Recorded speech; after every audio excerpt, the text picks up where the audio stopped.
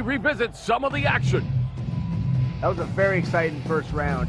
I mean, these guys are going back and forth. Both had equal takedown strikes. Here we see both fighters line themselves up, feel themselves out. Good leg kick by Bongfeldt. Oh, and a little, I'll pick your nose with my toe.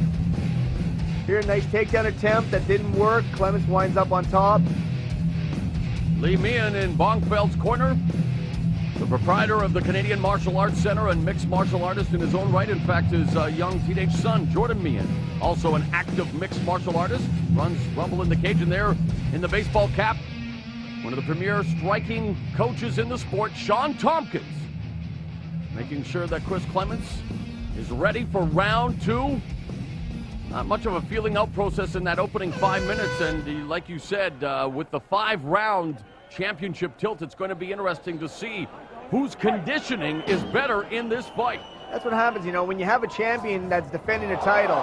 He's already been there for a 5-round fight, well, potentially a 5-round fight. When it's two new guys coming in there, going for the first time for a 5-rounder, it can be tough. Clements looking to measure. Bongfeldt hits him. Oh, nice flying knee. Bongfeldt ate it, and yet shows little effect as he's now in the open guard of Clements.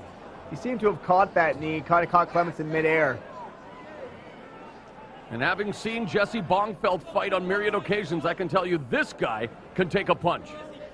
Well, he's proved it. I mean, he's gotten some good shots, some solid elbows from Clements in the first round.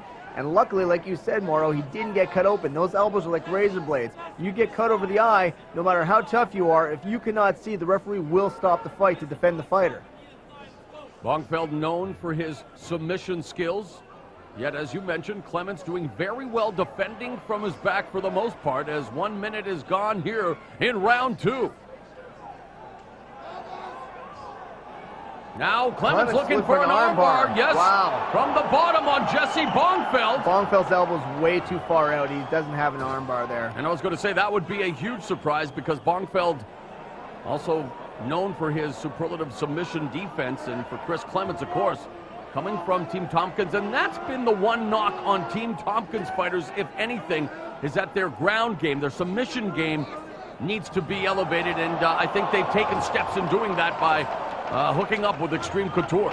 Yeah, you know, Extreme Couture's got guys from all over now. Bongfeldt has Clements back here, going for the rear naked choke. He's under that chin. Mauro, he's under that chin. Clements is in grave danger here. Jesse Bongfeldt has the rear naked choke on Chris Clements. He doesn't want to tap. He's out. There is a new TKO welterweight champion. His name is Jesse Bongfeldt. Oh my. Chris is going into convulsions there. That's what happens when you get choked out. And you know what? God bless the fighters for being athletes, for being men. But dude, if you can't escape, just tap. Live to see another day. I hate these heroes who don't want to tap, and then, you know, they risk further injury. And exactly. Chris Clements is a very, very skilled fighter who's got a very bright future. If you're stuck, tap. Sometimes, you know what, though, when you're in the middle of things, Mauro, the adrenaline's going, and you know everything's on the line, you're going for it, you think you're okay, the next thing you know, you're out. You don't even know you're out. That's the scary part about when you're being choked. I can understand that as well. It's just like I say, I want the safety of the fighters to be paramount. And I agree. I thought he was tapping right there, but look at this now. Yeah, well, that referee should have stepped in like 3 seconds ago. Well, considering what we've seen so far here tonight, I'll give this referee the benefit of the doubt.